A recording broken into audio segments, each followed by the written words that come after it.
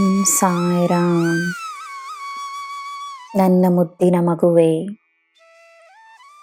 ಭೂತಕಾಲದಲ್ಲಿ ಯಾರು ಏನು ಮಾಡಿದರು, ಏನು ಮಾಡಲಿಲ್ಲ, ಇದರ ವಿಚಾರವಾಗಲಿ, ಇದರ ಚರ್ಚೆಯಾಗಲಿ ನಿನ್ನ ವರ್ತಮಾನದ ಸಮಯವನ್ನು ವ್ಯರ್ಥವಾಗಿಸುತ್ತದೆ.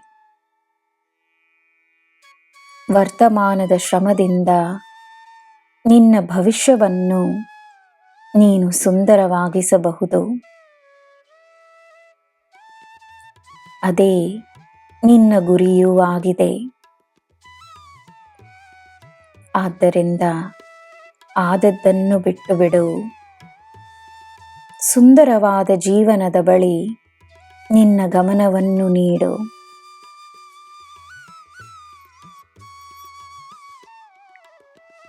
ಮಾಡಿದ ತಪ್ಪನ್ನು ಒಪ್ಪಿಕೊಂಡವರನ್ನು, ಅದಕ್ಕೆ ತಾವೇ ಶಿಕ್ಷೆಯನ್ನು ಅನುಭವಿಸುತ್ತಿರುವವರನ್ನು ಶಿಕ್ಷಿಸುವುದರಿಂದ ಏನು ಪ್ರಯೋಜನ?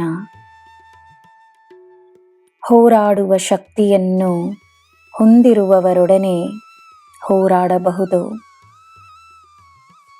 ತಾವೇ ಎಲ್ಲ ಶಕ್ತಿಯನ್ನು ಕಳೆದುಕೊಂಡು ನಿನ್ನ ಮುಂದೆ ಶರಣಾದವರಿಗೆ ಕರುಣೆಯನ್ನು ಮಾತ್ರವೇ ತೋರಿಸು.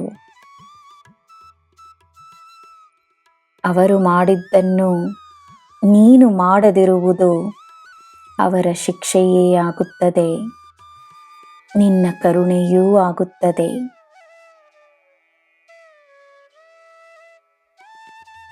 ಅದೇ ರೀತಿ ತಮ್ಮ ತಪ್ಪನ್ನು ಒಪ್ಪಿಕೊಳ್ಳದಿರುವವರ ಬಗ್ಗೆ ಯೋಚಿಸುವುದು ನಿನ್ನ ಸಮಯದ ವ್ಯರ್ಥವೇ.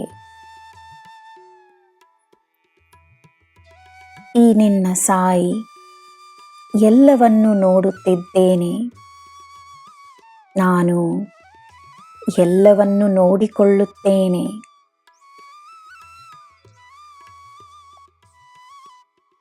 ನನ್ನ ಮಗುವೇ, ನಿನ್ನ ಶ್ರಮ, ನಿನ್ನ ಕಷ್ಟ, ನಿನ್ನ ಸಾಧನೆ ನಾನು ಎಲ್ಲವನ್ನೂ ಅರಿವೆನು. ನಿನ್ನ ಶ್ರಮದ ಫಲ ನಿನಗೆ ನೀಡಲೆಂದೇ ನಾನಿರುವೆನು. ನೆಮ್ಮದಿಯನ್ನು ನಿನ್ನ ಜೀವನವಾಗಿಸುತ್ತೇನೆ. ಶರಣಾಗು. ನಿನ್ನ ಜೀವನದಲ್ಲಿ ಅದ್ಭುತವಾದ ಪವಾಡಗಳನ್ನು ನಡೆಸುತ್ತೇನೆ. ನಿನಗೆ ನಾನಿದ್ದೇನೆ. ನಿನಗೆ ಎಲ್ಲ ಶುಭವೇ. ಜೈ ಸಾಯಿರಾಮ್.